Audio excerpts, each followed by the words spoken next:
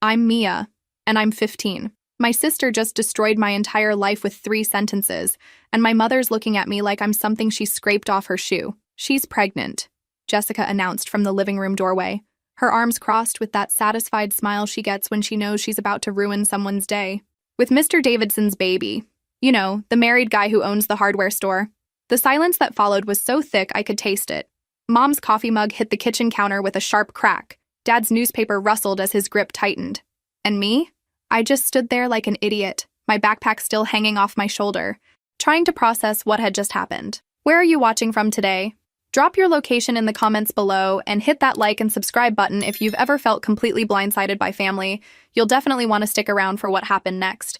Because here's the thing about my family. They never asked questions when Jessica talked. She was 21, the golden child, the one who could do no wrong. When she spoke, they listened like it was gospel truth coming down from heaven. That's impossible, I whispered, my voice barely audible. But nobody was looking at me anymore. They were all looking at Jessica, hanging on her every word like she was announcing the weather. I saw them together, Jessica continued, her voice gaining confidence with each lie. Behind the hardware store last Thursday after school. They were… She paused dramatically, letting their imaginations fill in the blanks. Mom's face went from confused to disgusted in 3 seconds flat. Mia, her voice cut through the air like a blade. Is this true? No, the word exploded out of me. Mom, I've never even talked to Mr. Davidson except to buy supplies for school projects. This is insane, but the damage was done. I could see it in their faces. That shift from confusion to disappointment to complete revulsion. Jessica had painted the picture, and they were already hanging it on the wall. Don't lie to us, Dad said, standing up from his chair with that particular tone that meant he'd already made up his mind. Your sister wouldn't make something like this up, wouldn't she? Because making things up was basically Jessica's superpower. Like the time she convinced them I'd stolen $20 from her purse when I was 12. Or when she told them I was skipping school to hang out with older boys, which was particularly hilarious since I was too shy to talk to boys my own age. But they never remembered those times. Jessica's lies had a way of evaporating from their memory the moment they served their purpose. Mom, please, I tried again, desperation creeping into my voice. You know me. You know I would never… I thought I knew you, Mom said, her voice thick with disgust. But this? She gestured toward my stomach like she could see something that wasn't there. This is exactly the kind of shameful behavior I've been worried about. The room started spinning. This couldn't be happening. This was the kind of nightmare you wake up from, gasping and grateful it wasn't real. Except I wasn't waking up. You've brought shame to this entire family, Mom continued, her words hitting like physical blows. What will people think? What will they say about us? That's when I realized it wasn't really about what I'd supposedly done. It was about how it made them look. Because in our family, image was everything, and I'd just become a stain on their perfect reputation. Jessica watched from the doorway, her expression carefully neutral now, but I caught the tiny smile playing at the corner of her mouth. She was enjoying this. She'd planned this moment, crafted it, and now she was watching it unfold like her own personal soap opera. Pack your things, Dad said quietly, but his voice carried the weight of finality. You can't stay here. The words hit me like a slap. What do you mean, pack my things? You're 15 and pregnant by a married man, Mom said, her voice rising with each word. We will not harbor this kind of behavior under our roof. You've made your choices. But I'm not pregnant, I screamed, my composure finally breaking. I've never even kissed anyone, let alone… This is Jessica lying, like she always does. But they were done listening. Mom had already turned away, her shoulders rigid with disgust. Dad was shaking his head like I was a lost cause. And Jessica? She had the nerve to look sympathetic. Maybe if you tell them the truth about the baby, she said softly, they'll let you come back after it's born. The truth about the baby that didn't exist. The baby she'd invented out of thin air to destroy me. 30 minutes later, I was standing on our front porch with a backpack full of clothes and nowhere to go. The door closed behind me with a soft click that sounded like the end of everything I'd ever known. I was 15 years old. I'd lost my family, my home, and my childhood in the span of 1 hour. And the worst part? I still couldn't understand why Jessica had done it. But I was about to learn that understanding your family's cruelty doesn't make surviving it any easier. The first night was the worst. I spent it on a bench in Riverside Park, clutching my backpack and jumping at every sound. Every car that passed made me hope it might be Mom or Dad coming to find me, to say they'd made a terrible mistake. The car never came. By morning, I was hungry, cold, and starting to understand that this wasn't temporary. They really meant it. I really was on my own. I'd always been the responsible one, the one who got good grades and followed rules. So walking into the McDonald's on 5th Street to ask for a job felt like stepping into someone else's life. But empty stomach trumps pride every single time. "How old are you, honey?" asked the manager. A tired-looking woman named Sandra with graying hair and kind eyes. 18, I lied smoothly. I'd been practicing that lie for the past hour. Sandra looked me up and down, taking in my rumpled clothes and the desperation I was probably radiating. "Can you start today?" That's how I learned that sometimes people don't ask too many questions when they see someone who needs a break. The job paid minimum wage and came with the understanding that I'd work whatever shifts Sandra needed filled. I mopped floors, cleaned bathrooms, and learned that the phrase, "the customer is always right," is complete garbage when you're dealing with people who treat fast food workers like they're invisible. But it was money, and money meant food. And food meant I could survive another day. I found places to sleep. The 24-hour laundromat on Pine Street had a bathroom where I could wash up. The public library became my daytime refuge. Warm, quiet, and full of books that let me escape from my reality for a few hours. 2 weeks into my new life, I ran into Mrs. Peterson from my old neighborhood. She was coming out of the grocery store when she spotted me coming out of McDonald's in my uniform. "Mia?" Her face crumpled with confusion. "What are you doing here? Shouldn't you be in school?" I'd rehearsed this conversation in my head, but facing someone who knew me before everything fell apart made my throat tight. "I'm taking a break from school. Working for a while." She looked at me like she was trying to solve a puzzle. "Where are you living, honey? Are your parents okay with this?" The laugh that came out of me was sharp and bitter. "My parents are fine with it." Mrs. Peterson's expression shifted from confusion to concern. "Mia, are you living on your own?" For a moment, I considered telling her everything. Mrs. Peterson had always been nice to me, had even helped me with my science project 2 years ago when my parents were too busy with Jessica's college applications. But what was the point? She couldn't fix this. Nobody could. "I'm fine," I said, forcing a smile. "Really, this is just temporary." She didn't look convinced, but she let me go. I watched her walk to her car, probably going home to her normal family with their normal problems. Meanwhile, I was going back to my shift, because rent on my tiny efficiency apartment wasn't going to pay itself. Oh yeah, did I mention I'd found an apartment? Well, apartment was generous. It was basically a room with a hot plate and a bathroom down the hall that I shared with 3 other tenants. But it was mine. And after 3 weeks of sleeping in parks and laundromats, having 4 walls and a door that locked felt like luxury. The landlord, Mr. Chen, was either incredibly trusting or incredibly desperate for tenants because he didn't ask for references or run credit checks. Cash deposit, first month's rent, and it was mine. "You work?" he asked in broken English when I handed him the money. "Yes, sir. McDonald's on 5th Street. He nodded approvingly. "Good. Work is good. You need anything, you ask." It wasn't much, but it was kindness when I desperately needed it. The hardest part wasn't the hunger or the exhaustion or even the loneliness. It was the constant ache of confusion. I still couldn't understand why Jessica had destroyed my life. We'd never been close, but I'd never thought she actively hated me.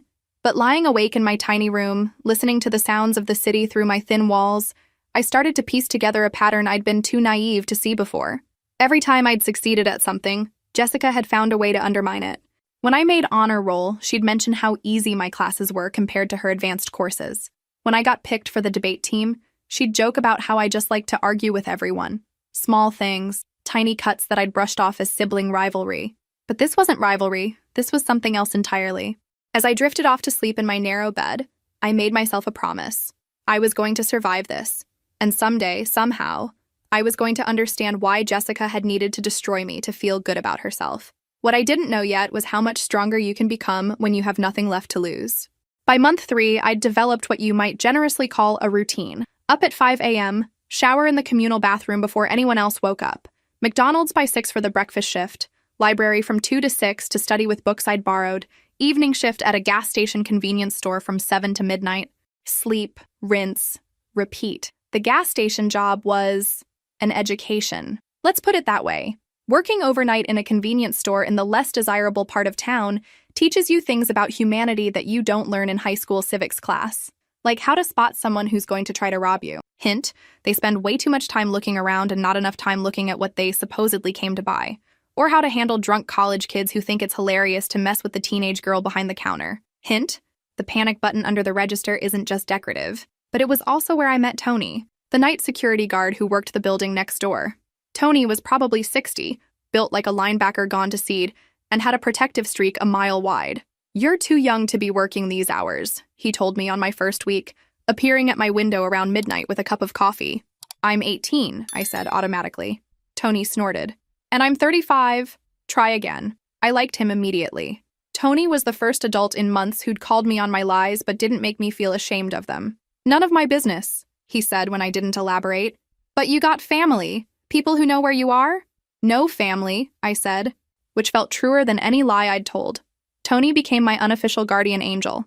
He'd stop by every night during his rounds, making sure I was okay, sharing coffee and stories about his own complicated family. He never pushed for details about my situation, but his presence made those long, lonely hours feel less dangerous. It was Tony who suggested I get my GED instead of trying to go back to high school.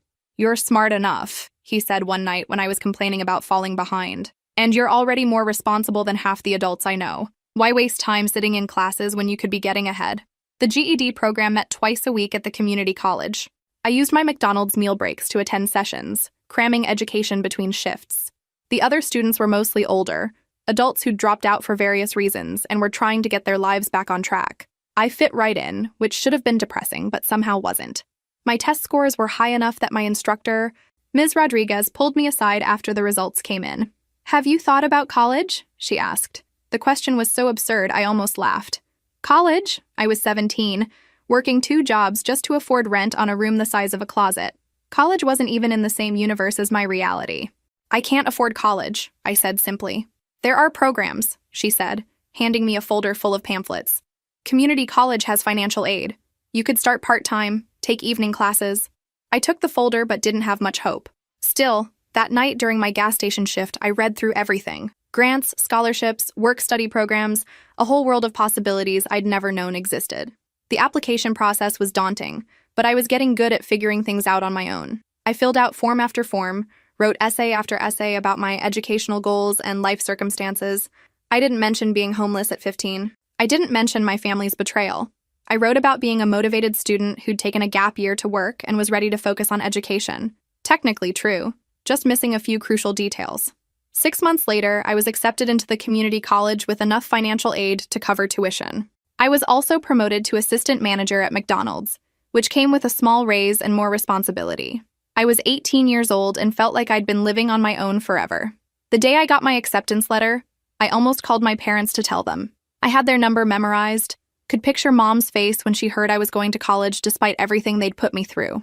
But then I remembered the look of disgust in her eyes that last day. The way she'd said I brought shame to the family. The ease with which they'd thrown me away when Jessica fed them a convenient lie. I deleted their number from my memory instead. Some bridges aren't worth rebuilding. College was where I learned that being an outsider could actually be an advantage. While my classmates were figuring out how to do laundry and budget for groceries, I was already 3 years ahead on life skills. I took business classes because they seemed practical, but I was drawn to psychology courses too. Understanding people, what motivated them, what made them lie, what made them cruel to those who loved them, had become a survival skill. Professor Williams in my Intro to Business class was the first teacher who really saw potential in me. I turned in a paper on small business marketing strategies that went way beyond the assignment requirements. I'd actually interviewed local business owners about their challenges, including Sandra from McDonald's. "This is graduate-level work," she told me after class. "Have you considered transferring to a 4-year university?" "I can't afford it," I said automatically. That was my answer to most opportunities. "Let me ask you something," she said, settling back in her chair.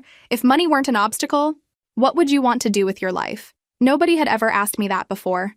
Even before Jessica's lie destroyed my family life, conversations about my future had been limited to "get good grades" and "don't embarrass us." "I think I'd like to start my own business," I heard myself say. "Something that actually helps people instead of just making money off them." Professor Williams smiled. "There are ways to make that happen. But first, you need to think bigger than community college." She helped me apply for transfer scholarships, wrote recommendation letters, and even connected me with business owners who could offer internships. For the first time since I'd lost my family, an adult was investing in my future without expecting anything in return. I transferred to State University with a partial scholarship and student loans that terrified me but seemed worth the risk. My living situation improved marginally. I shared a tiny off-campus apartment with 2 other students who barely acknowledged my existence, which was perfect. University was harder than community college, but also more rewarding. I double majored in business administration and psychology, maintaining a 3.8 GPA while working 20 hours a week at a coffee shop near campus. Junior year, I started my first real business, a tutoring service that matched struggling students with high-performing peers. Simple concept, but I saw how much money students were paying for professional tutoring and realized I could offer the same quality for half the price while paying the tutors better than minimum wage. Within 6 months, I had 15 tutors working for me and a waiting list of clients. "You have good instincts," said Dr.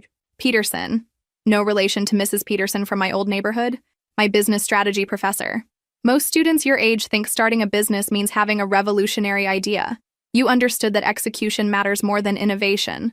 The tutoring business taught me about profit margins, customer service, and managing people. It also taught me that I was good at seeing opportunities that others missed. During my senior year, I sold the tutoring business to an education company for enough money to pay off my student loans and put a down payment on a small duplex. I lived in one unit and rented out the other, creating my first passive income stream. At 21, I was debt-free and a property owner. Not bad for someone who'd been homeless at 15. Graduation day was bittersweet. I had nobody there to watch me walk across the stage, but I'd learned to celebrate my achievements privately. I took myself to dinner at the nicest restaurant I could afford and toasted my degree with expensive wine.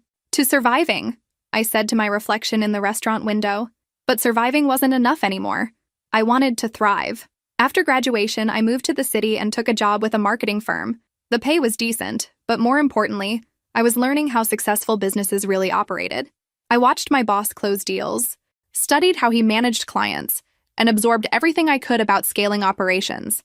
Within 2 years, I'd been promoted twice and was managing accounts worth hundreds of thousands of dollars.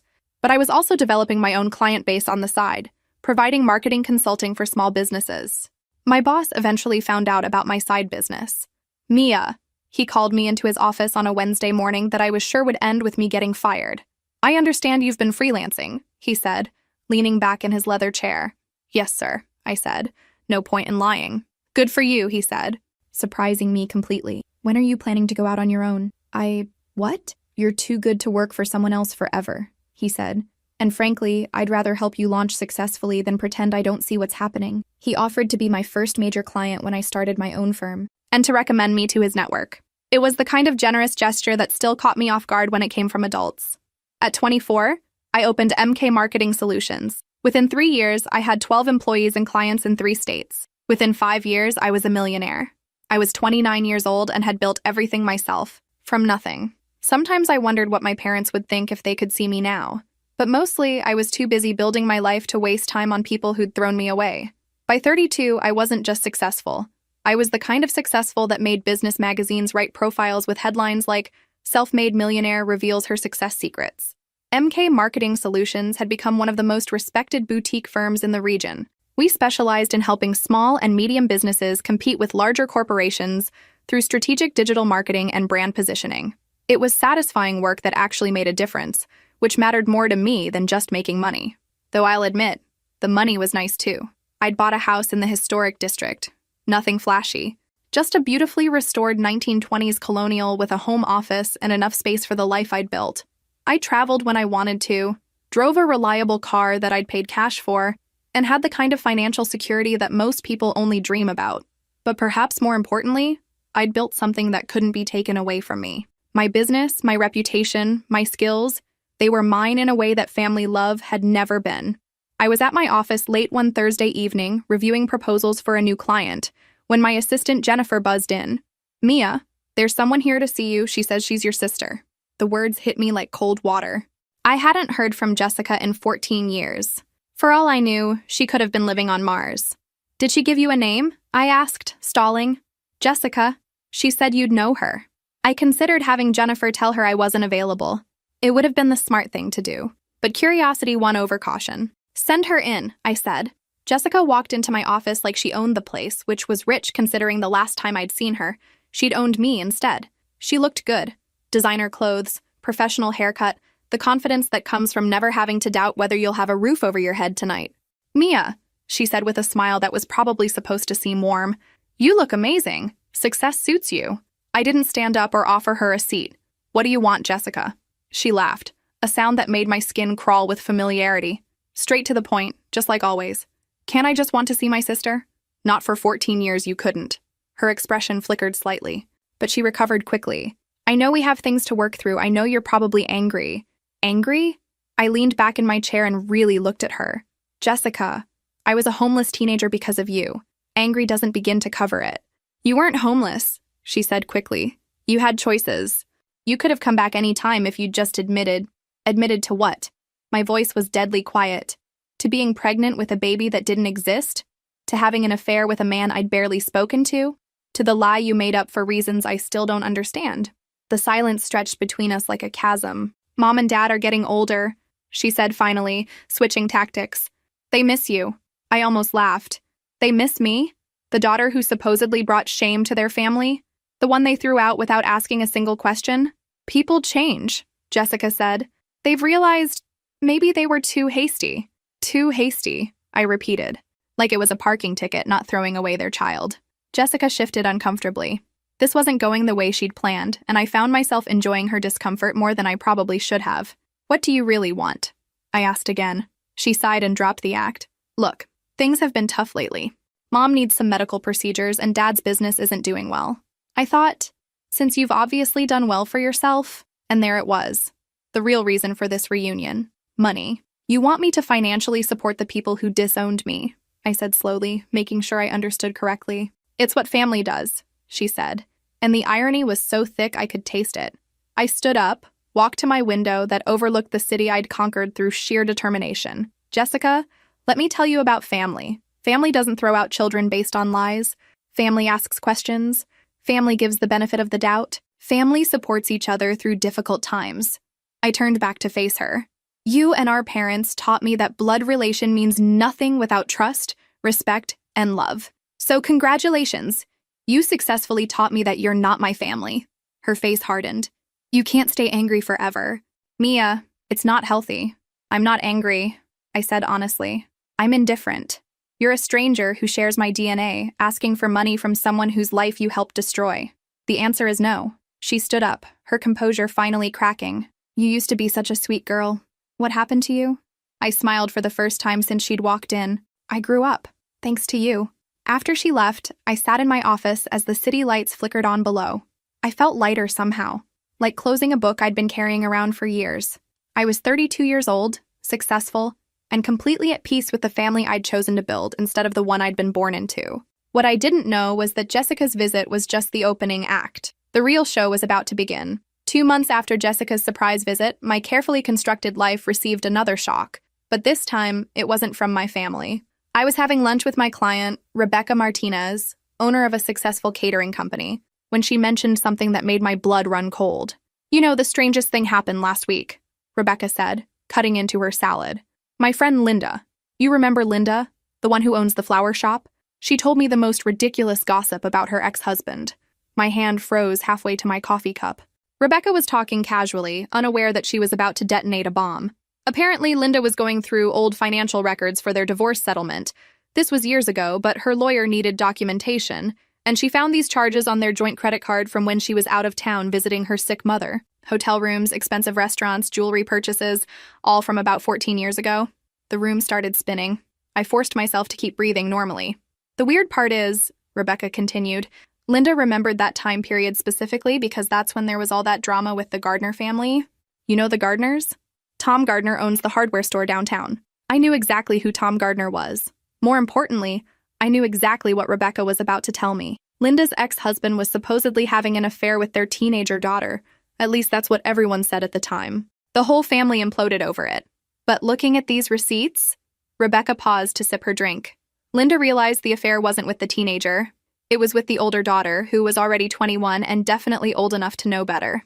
The coffee cup rattled against my saucer as I set it down. My hands were shaking. Linda confronted her ex about it last week when she found the evidence. He finally admitted everything. Apparently, he'd been seeing Jessica Gardner for months, not the younger girl. But when his wife almost caught them, Jessica panicked and convinced him to let her younger sister take the blame. Said it would blow over faster if everyone thought it was just a teen making bad choices. The restaurant felt like it was closing in on me. 14 years of wondering, 14 years of carrying that confusion and pain, and the answer had been hidden in a credit card statement all along. The really awful part, Rebecca said, oblivious to my internal collapse. Is that the younger girl? Mia, I think? She ended up homeless after her parents kicked her out. Meanwhile, Jessica just went on with her life like nothing happened. Linda said she feels terrible about not speaking up sooner, but she didn't want to get involved in family drama. I excused myself and went to the bathroom, where I splashed cold water on my face and stared at my reflection in the mirror. The woman looking back at me was successful, confident, in control of her life. But underneath, I was still that confused 15-year-old girl, asking why her sister had destroyed her world. Now I knew. Jessica had been having an affair with a married man. When they almost got caught, she'd sacrificed me to save herself. Not because she hated me, not because of some deep-seated rivalry, but because it was convenient. I was the expendable one. I returned to lunch, finished my meeting with Rebecca, and drove home in a daze. That evening, I sat in my home office and did something I'd never done before. I hired a private investigator. I need to know everything about what happened 14 years ago, I told him. I need proof. 3 weeks later, he delivered a file that confirmed what Rebecca had told me. Credit card receipts, hotel records, witness statements from people who'd seen Jessica and Tom Gardner together. Even a photo from a restaurant's security camera, time-stamped and undeniable. The affair had lasted 8 months. Jessica had been careful, but not careful enough. When Tom's wife Linda started getting suspicious, Jessica had made a calculated decision to throw me under the bus to protect herself. I stared at the evidence spread across my desk and felt something I hadn't expected. Relief. Not because the truth was good, but because it finally made sense. Jessica hadn't destroyed my life out of malice or jealousy. She'd done it out of self-preservation, like someone pushing their sibling off a lifeboat to save themselves. It was almost worse than hatred. At least hatred was personal. This was just practical. The ironic part? The truth was about to come out anyway, 14 years too late. Linda was done keeping secrets to protect people who had never cared about the damage they'd caused. She was telling everyone who would listen about her ex-husband's lies and Jessica's manipulation. By the time the truth reached my parents, it would be too humiliating to ignore. The whole town would know that they'd thrown out the wrong daughter. I didn't have to do anything. Justice, as it turned out, had its own timeline. I was about to learn that vindication feels very different when you no longer need it to heal. The truth has a funny way of surfacing when you least expect it. Linda Gardner, yes, that Linda Gardner, Tom's wife, had apparently spent years living with suspicion gnawing at her like a persistent headache. But it wasn't until their divorce proceedings required a deep dive into old financial records that she found the smoking gun she'd been unconsciously looking for.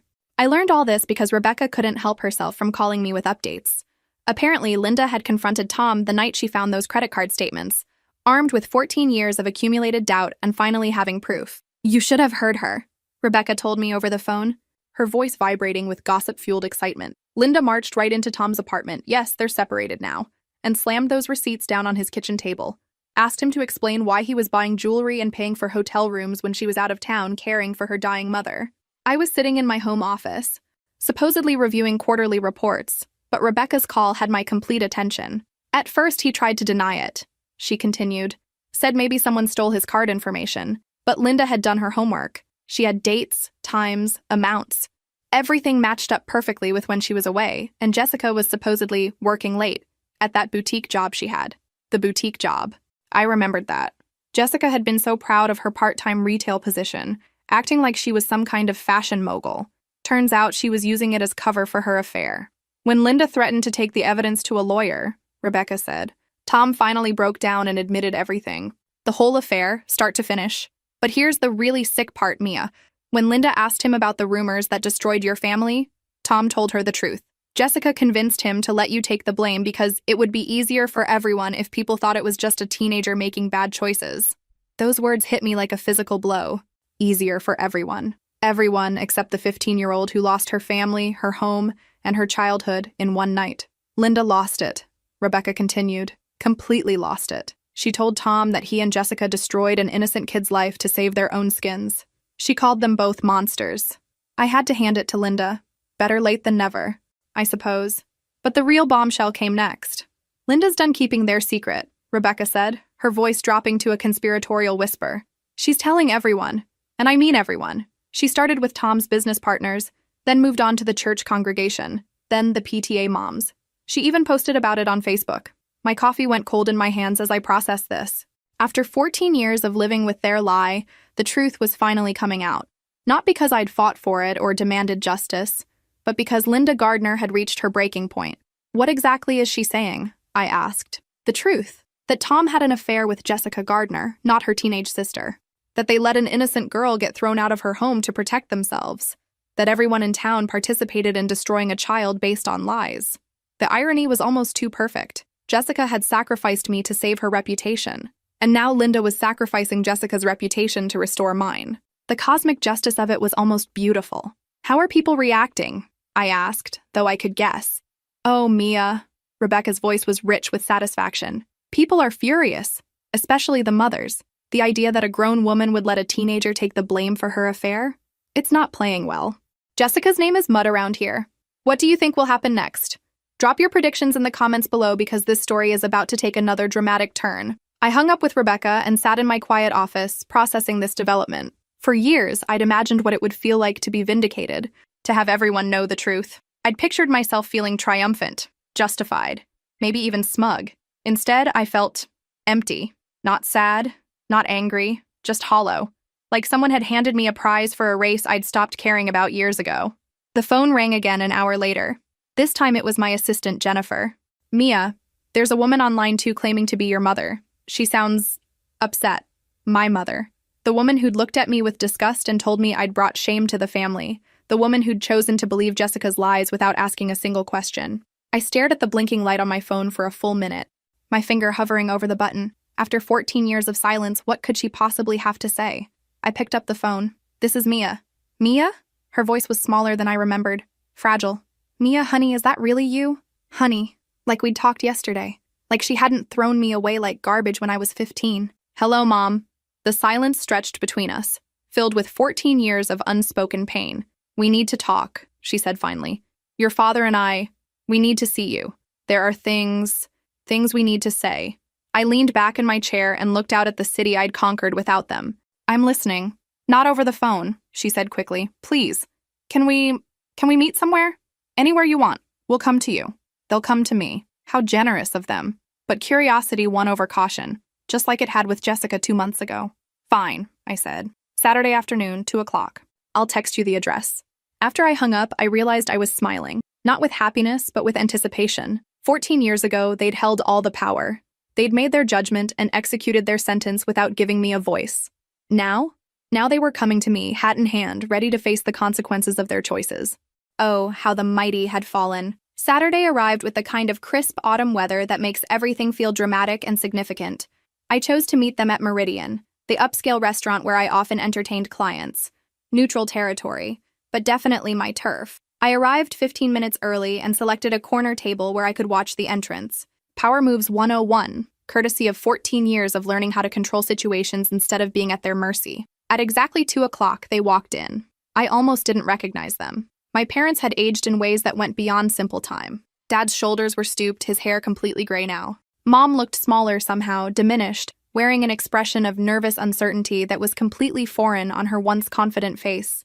They spotted me immediately, probably because I was the only person in the restaurant who looked like I belonged there. Success had given me a polish that was impossible to miss. Mia, Mom breathed as they approached the table. You look successful, I finished for her, standing to shake hands rather than offering hugs. Let's keep this professional. Dad's handshake was firm, but his eyes were troubled.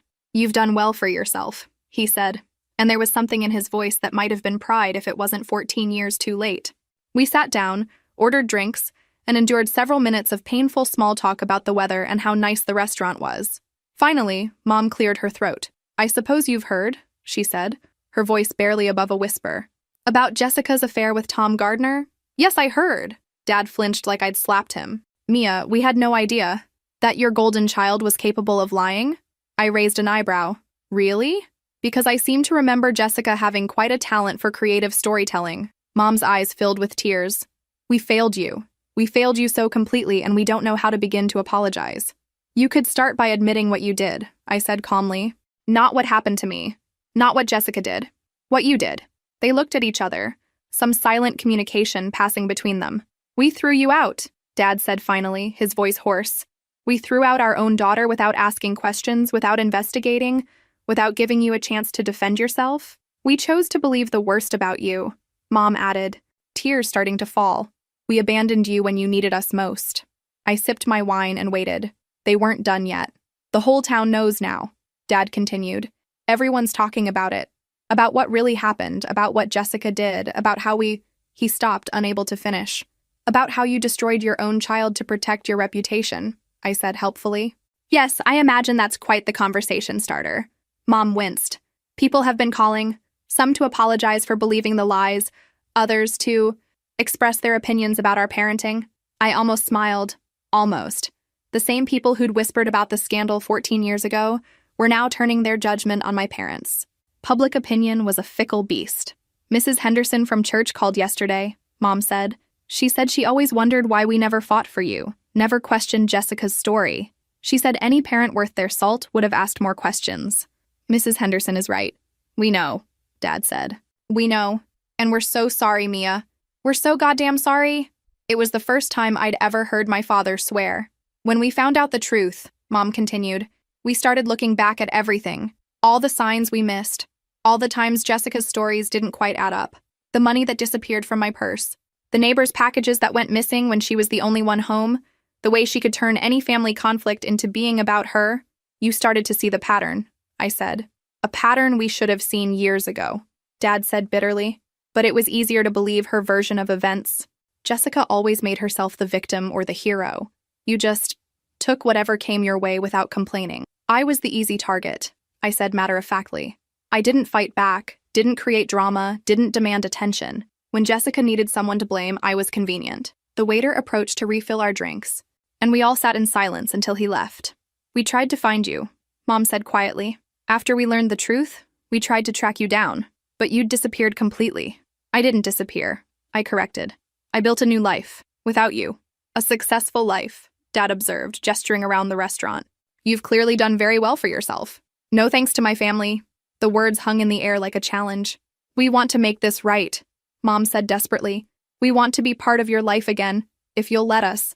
I leaned back in my chair and studied their faces. They looked genuinely remorseful, genuinely devastated by the truth they'd finally been forced to confront. But I wasn't 15 anymore. I wasn't desperate for their approval or their love. I'd learned to live without both. What about Jessica? I asked. They exchanged another look, and I saw my answer before they spoke. She's been having a hard time, Mom said carefully. People are being very cruel to her. She's had to quit her job, and she's been staying with us while she figures out what to do next. Of course she was. Even now, even after the truth had come out, they were still protecting her. So let me understand this correctly, I said, my voice dangerously quiet. You want to apologize to me for throwing me out based on her lies, but you're still taking care of her after those lies have been exposed. She's in a difficult situation, Dad said weakly. She's in a difficult situation because she destroyed an innocent person's life to save herself, I snapped. She's facing consequences for her actions. Novel concept, right? They both looked uncomfortable, caught between their guilt over me and their ingrained habit of protecting Jessica. We can work through this, Mom said pleadingly. All of us. As a family. I smiled then, and it wasn't a nice smile. Mom, we stopped being a family the night you chose Jessica's lies over your own daughter. You can't unring that bell. The truth was finally out there, exactly as detailed in the synopsis. But as I sat across from my parents, watching them squirm with their newfound knowledge, I realized something important. Their regret couldn't undo the damage they'd caused, and their continued protection of Jessica proved they still didn't understand what they'd really lost. 2 weeks after our restaurant meeting, my parents started calling daily. Not demanding or accusatory like the old days, but tentative, almost pleading. Each conversation followed the same pattern. Updates about their lives, questions about mine that I answered politely but vaguely, and carefully worded invitations to come home for holidays or family dinners. I let most of the calls go to voicemail. The messages painted a picture of their new reality. Dad's hardware business was struggling because people were taking their money elsewhere, rather than support someone who'd abandoned his own child. Mom had been quietly asked to step down from her church committee leadership roles. Their social circle had contracted to only the most loyal friends. People cross the street when they see us, Mom said in one voicemail, her voice thick with tears. Yesterday, Mrs. Patterson, you remember her? She was always so kind. She just looked right through me at the grocery store. Mrs. Patterson, who'd been concerned about me when she saw me working at McDonald's all those years ago. Apparently, she remembered that conversation too. The irony was delicious. My parents were finally experiencing what I'd lived through as a teenager, being judged, whispered about, treated like pariahs by their community. The difference was they'd earned it. But what really caught my attention was what they weren't saying in these calls. No mention of Jessica facing any real consequences. No indication that they'd stopped supporting her or demanded accountability. So I decided to do some investigating of my own. It took exactly 3 phone calls to people still in my hometown to get the full picture. Jessica was living with our parents, rent-free while they covered her expenses. She'd lost her job at the boutique, not because they fired her, but because she'd quit when the whispers and cold shoulders became too uncomfortable. "Your sister acts like she's the victim in all this," reported Sandy, my old high school lab partner who'd reached out on Facebook. "She tells anyone who will listen that she was just young and stupid, that she never meant for you to get hurt. Like it was all some big misunderstanding instead of a calculated betrayal. Young and stupid." At 21, Jessica had been old enough to vote, old enough to drink, old enough to sign contracts. But apparently not old enough to take responsibility for destroying her teenage sister's life. "And your parents," Sandy continued. "They're still making excuses for her, saying she's fragile right now, that she needs support during this difficult time. People are getting really frustrated with their whole family." Of course they were making excuses. Even faced with undeniable proof of Jessica's manipulation, my parents couldn't break their pattern of protecting their golden child while expecting me to fend for myself. 3 weeks after our restaurant meeting, Dad called with a different tone in his voice. "Mia, we need to see you again. There's something important we need to discuss." "I'm listening." "Not over the phone, please." "This weekend?" Curiosity won again. This time I chose a coffee shop near my office. More casual than Meridian, but still my territory. They looked worse than they had 2 weeks earlier. The stress was eating them alive, and for the first time I felt a flicker of something that might have been sympathy. "How are you holding up?" I asked, which was probably more kindness than they deserved. "We're managing," Dad said, though his hollow eyes suggested otherwise. "But we wanted to talk to you about something specific." Mom leaned forward, her hands clasped tightly. "We've been thinking about what you said, about Jessica facing consequences, about how we've always protected her. And you're right," Dad said heavily. "We've enabled her for years. The lying, the manipulation, the way she never takes responsibility for anything. We created that by always cleaning up her messes." I waited. There was clearly more. "We've been going through old incidents," Mom continued. "Things we brushed off at the time, and now we're seeing them differently." They proceeded to tell me about a pattern I'd been too young to fully understand, but had definitely experienced. Money disappearing from Mom's purse that Jessica blamed on forgetfulness. Or maybe Mia took it. Expensive items going missing when Jessica was the only one home. Arguments starting whenever attention was focused on my achievements. "Remember when you got that science fair award in 8th grade?" Dad asked. I did remember. It had been one of my proudest moments, until Jessica had thrown a fit about feeling overlooked, claiming I always got the attention while she was ignored. "We made such a big deal about making her feel better," Mom said quietly, "that we barely celebrated your achievement. And now we realize she did it on purpose. She couldn't stand for you to have something she didn't. The worst part," Dad added, "is that we taught her this behavior worked. Every time she manipulated a situation, we rewarded it by giving her what she wanted." I sipped my coffee and watched my parents grapple with truths they should have faced decades ago. Better late than never, I supposed, but it was still decades too late. "What are you going to do about it?" I asked. They looked at each other with the expression of people facing an unpleasant but necessary task. "We're going to stop enabling her," Mom said. "We've already started. We told her she needs to find a job and start paying rent. And if she refuses, then she'll need to find somewhere else to live," Dad said, though his voice lacked conviction. I leaned back and studied them. They meant well, I could see that. But after 36 years of protecting Jessica from consequences, I doubted they had the backbone to follow through. "What's the real reason you wanted to see me today?" I asked. Mom's face crumpled slightly. "We were hoping, maybe if you came back, if our family started healing, people might be more willing to forgive us." Ah, there it was. Even their newfound awareness was ultimately about them. They didn't want to change their relationship with Jessica because it was right. They wanted to change it because their reputation depended on it. And Jessica? How does she feel about this new accountability? "She's adjusting," Dad said diplomatically, which meant she was fighting them every step of the way, probably playing the victim, probably threatening to cut them off if they didn't protect her like they always had. I stood up, suddenly tired of this conversation. "Good luck with that," I said. "I hope you follow through." "Will you consider giving us another chance?" Mom asked desperately. "All of us?" I looked down at these people who'd given me life and then nearly destroyed it. They were trying, I could see that. but they were still the same people who'd chosen Jessica's comfort over my survival for my entire childhood. "I'll think about it," I said, which was more than they deserved but less than they hoped for. As I walked back to my car, I realized I wasn't angry anymore. I was just done. Done waiting for them to become the parents I'd needed. Done hoping they'd choose me over Jessica. Done caring about their approval or their regret. They'd created this mess. Now they could live with it. 4 months passed before I heard from them again. 4 months of blessed silence while I focused on my business, my life, my chosen family of friends and colleagues who actually valued me. The call came on a Tuesday morning while I was reviewing contracts in my office. "Mia?" Mom's voice was different.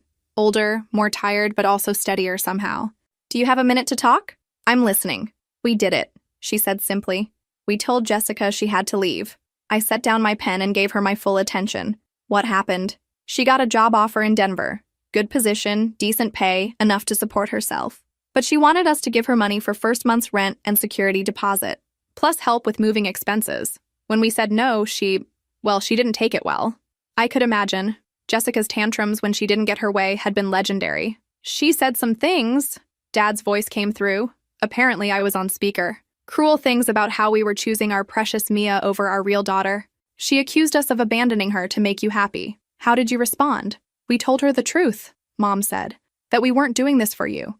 We were doing it because 36 years of enabling her hadn't helped anyone. Not her, not us, not our family. She left 2 weeks ago," Dad added. "Took the job, moved to Denver. She's not speaking to us." The silence stretched while I processed this. My parents had actually followed through. They'd chosen accountability over comfort, consequences over enabling. It was 14 years too late, but they'd done it. "How are you feeling about it?" I asked. "Terrible," Mom said honestly. "And relieved. And proud of ourselves for finally doing the right thing. It's complicated."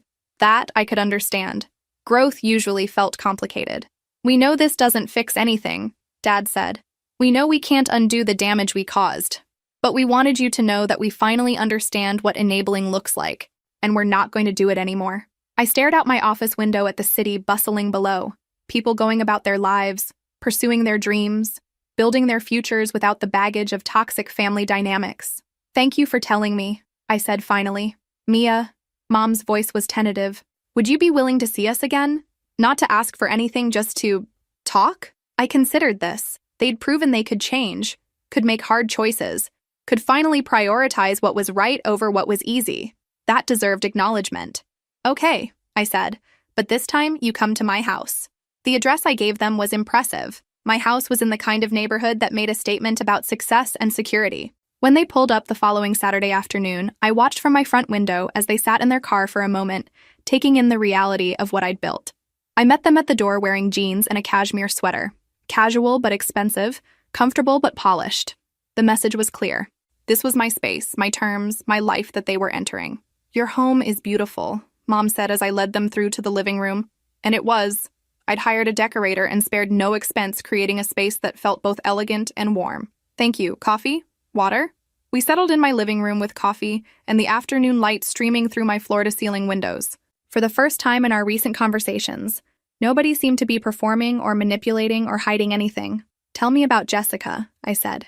Dad sighed heavily. "She called last week. She's struggling in Denver, claims her coworkers don't like her, says her apartment is too expensive and the city is unfriendly. Let me guess. She wants to come home. She wants us to support her while she finds herself," Mom said with air quotes. "Says this is all our fault for forcing her to leave before she was ready." "What did you tell her?" "That she's 36 years old and needs to figure it out," Dad said. "That we love her, but we're not going to rescue her from the consequences of her own choices anymore." I almost smiled. Almost. "She hung up on us," Mom added. "Said we'd destroyed our family by choosing our ungrateful daughter over her." Ungrateful. The word sat in the air between us like a bomb waiting to explode. "She never did understand irony," I said finally. We talked for 2 hours. About their business struggles, their social isolation, their process of examining their parenting choices and family dynamics. They asked about my work, my life, my travels, real questions that showed genuine interest rather than judgment. "We're proud of you," Dad said, as they were getting ready to leave. "Not just successful, but kind, strong, independent. Despite everything we put you through, you became an incredible woman. Despite everything, not because of it," I corrected gently. "We know," Mom said. We know we can't take credit for who you became. You did that yourself. At the door, Mom hesitated. Mia, I know we don't deserve it. And I know it might be impossible, but is there any chance we could be part of your life again? Not the way things were before, but something new? I looked at these people who'd failed me so completely, but who'd finally learned to fail better. They weren't the parents I'd needed growing up, but they might be people I could respect as an adult. We'll see, I said. Take it slow, see how it goes. It wasn't forgiveness exactly, and it wasn't a reunion. It was something more careful and conditional, a possibility rather than a promise. But for the first time in 14 years, it felt like a start. 6 months of tentative, careful relationship building followed. Monthly dinners, occasional phone calls, updates about their lives that didn't include expectations about mine. My parents were learning how to interact with me as an adult, rather than as the daughter they'd failed to protect. It was nice. Not perfect, not the close family relationship some people enjoyed, but respectful and genuine in ways our family dynamics had never been before. Which is why their phone call on a rainy Thursday evening caught me completely off guard. Mia, we need to talk to you about something, Dad said, his voice carrying that careful tone I'd learned to recognize as trouble. What's going on? It's about Jessica, Mom said, jumping in. She's been having a really hard time in Denver. I set down my wine glass and settled in for what I suspected would be an unpleasant conversation. Define hard time, I said. She lost her job 3 weeks ago, Dad explained. Something about personality conflicts with her supervisor. She's behind on rent, and her landlord is threatening eviction. Of course he was. Jessica had always been gifted at creating personality conflicts whenever people held her accountable for anything. I see. And? She's asked to come home, Mom said quietly. Temporarily, just until she gets back on her feet. The silence stretched while I processed this. After 6 months of growth, after finally learning to say no to their golden child, my parents were wavering. What did you tell her? I asked, though I suspected I already knew. We said we'd think about it, Dad admitted. We're conflicted, Mom added quickly. We know what you said about enabling, and we agree with you, but she's our daughter, and she's in trouble. She's 36 years old, I said flatly. She's not in trouble. She's facing consequences. We know, but what? But she's Jessica, so different rules apply? The silence on the other end told me everything I needed to know. Have you asked her what her plan is? I continued. How long temporarily means? What she's doing to address the pattern of job conflicts? Whether she's taken any responsibility for the situation she's in? She says it wasn't her fault, Mom said weakly. That her boss was unreasonable? That the work environment was toxic? I laughed, and it wasn't a pleasant sound. Of course she does. Because Jessica is never at fault for anything, is she? It's always someone else's problem. Mia, please, Dad said. We're trying to do the right thing here. The right thing for whom? For Jessica, who needs to learn that actions have consequences. Or for yourselves, because it's easier to enable her than deal with her tantrums? They didn't answer, which was answer enough. Let me ask you something, I said, walking to my window to look out at the city lights. In the 6 months since Jessica moved to Denver, how many times has she called just to check on you? How many times has she asked about your health, your business, your lives without needing something from you? More silence. That's what I thought. But the minute she needs money and a place to stay, suddenly she remembers she has parents. She's still our daughter, Mom said, tears in her voice. So am I replied quietly. And when I needed you most, you threw me away without a second thought. But Jessica gets infinite chances because she's learned how to manipulate your guilt. I heard Mom's sharp intake of breath. That's not fair, Dad said. Isn't it? You spent my entire childhood prioritizing Jessica's comfort over my well-being. You threw me out of your home based on her lies. You enabled her manipulation for decades. And now, after 6 months of pretending you've changed, you're ready to do it all over again. We have changed, Mom protested. Have you? Because from where I'm sitting, it sounds like Jessica called crying and you immediately started making excuses for her. Sounds like the same pattern to me. The harsh truth was that I'd known this moment would come. I'd hoped my parents had genuinely learned something, but part of me had been waiting for them to revert to their default setting. Protect Jessica at all costs. What would you have us do? Dad asked. Let her be homeless? I'd have you be honest about what's happening here, I said. Jessica created this situation. Jessica can solve this situation. You helping her avoid consequences isn't love, it's enabling. And frankly, it's insulting to me that you think I'd support it. We're not asking you to support anything, Mom said quickly. Yes, you are. You're asking me to pretend that our relationship can continue while you go back to prioritizing Jessica's wants over basic fairness. You're asking me to watch you throw away 6 months of growth because Jessica snapped her fingers.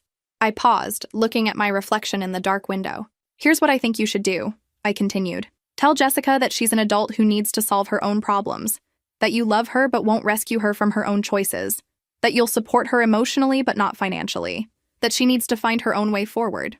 And if she cuts us off? Dad asked quietly. Then you'll learn who she really is, I said. Someone who only loves you when you're useful to her. The conversation ended soon after, with promises to think about what I'd said and consider all options. But I could hear it in their voices. They were going to take Jessica back.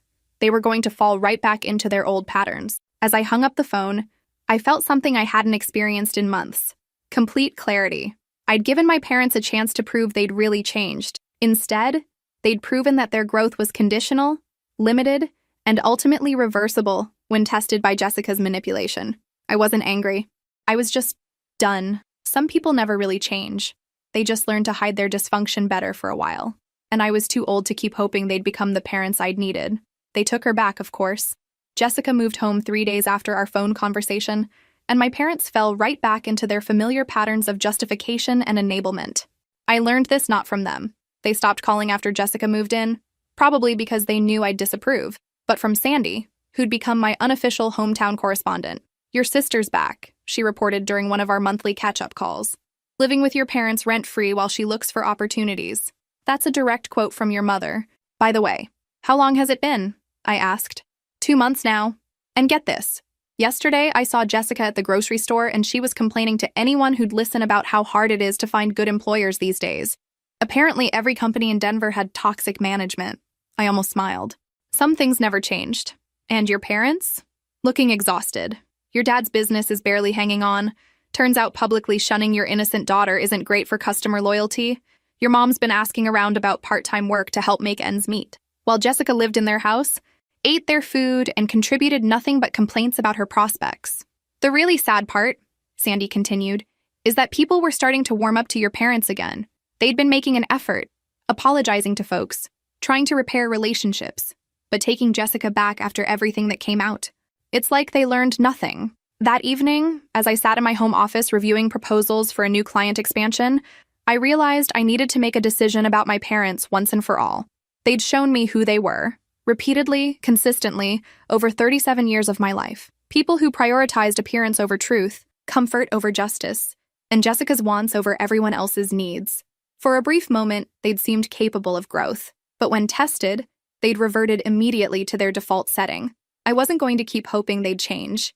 Hope was exhausting, and I had better things to do with my energy. 3 weeks later, Dad called. Mia, he said, his voice careful and nervous. How are you doing? I'm well, thanks. You? We're managing. Listen, I was hoping we could get together soon. Maybe dinner? Our treat. Our treat. Like the problem was who paid for the meal, rather than the fundamental dysfunction they'd chosen to embrace again. Why? I asked simply. Why what?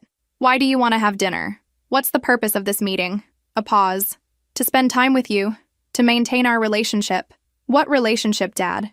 We haven't spoken in 3 months. You made your choice when you took Jessica back. That's not fair. Mia, she's our daughter too. She's your daughter who destroyed my life with calculated lies and is now manipulating you into supporting her as a 36-year-old woman who refuses to take responsibility for anything. And you're enabling it.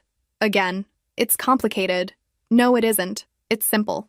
You choose Jessica over everyone else, including basic honesty and fairness. You always have. Another pause. Longer this time. We miss you, he said quietly. You miss the idea of me. You miss being able to feel good about yourselves by having a relationship with the daughter you wronged, but you don't actually want to change anything. We're trying to balance. Stop. My voice was firm but not angry. Just stop. You can't balance a relationship with me while enabling Jessica. Those two things are incompatible. I heard him sigh heavily. Your mother and we're having some financial difficulties. The business is struggling, and with Jessica staying with us, and there it was. The real reason for the call. You want money? I said. We were hoping, maybe a loan, just to help us get through this rough patch. We know you've done well for yourself. I leaned back in my chair and looked at the framed photo on my desk, me receiving an award for Businesswoman of the Year. A photo taken by friends who celebrated my success instead of trying to profit from it. Let me understand this correctly, I said slowly. You want me to financially support the household where Jessica lives rent-free while contributing nothing. It's not like that. It's exactly like that. You're asking me to subsidize her lifestyle while she takes advantage of you. Mia, please. We're family. I almost laughed at the irony. Family. The same family that threw me out at 15. The same family that chose to believe lies over their own daughter. The same family that's now asking that daughter for money to support the liar. Silence. Here's the thing, Dad. I built this life myself. Every dollar I earned, every success I achieved, every opportunity I created, I did it without family support. I did it despite family betrayal. I stood up and walked to my window, looking out at the city I'd conquered through sheer determination. I learned to survive without you. I learned to thrive without you. And I learned that I don't need your approval, your love, or your presence to have a meaningful life. Mia, I forgive you, I said quietly. Both of you.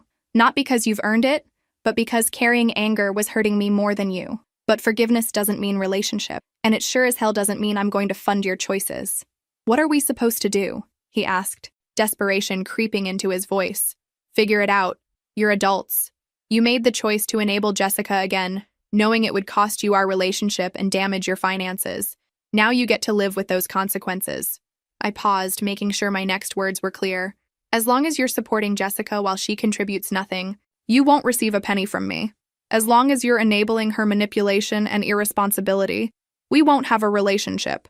And as long as you prioritize her comfort over basic fairness, you'll have exactly the family you chose to create. You're really going to cut us off? I'm not cutting you off. Dad, I'm choosing not to participate in dysfunction. There's a difference. After I hung up, I sat in my quiet office and felt something I'd been seeking for 22 years. Complete peace. I'd tried to rebuild a relationship with my parents. I'd given them chances to prove they'd change, to show they could prioritize growth over comfort, accountability over enablement. Instead, they'd shown me exactly who they were, people who would sacrifice anything and anyone to maintain Jessica's approval. And I was okay with that. Not because I didn't care, but because I'd finally learned the most important lesson of all. You can't change people who don't want to change. I was 37 years old, successful beyond my wildest teenage dreams, surrounded by people who valued and respected me. I'd built a life so full and rich that my parents' dysfunction couldn't touch it. They'd made their choice. Jessica would always come first. Truth would always be secondary, and enabling would always be easier than accountability. I'd made my choice too. I chose peace. I chose dignity. I chose the family I'd built rather than the family I'd been born into. And for the first time in my entire life, I was completely free.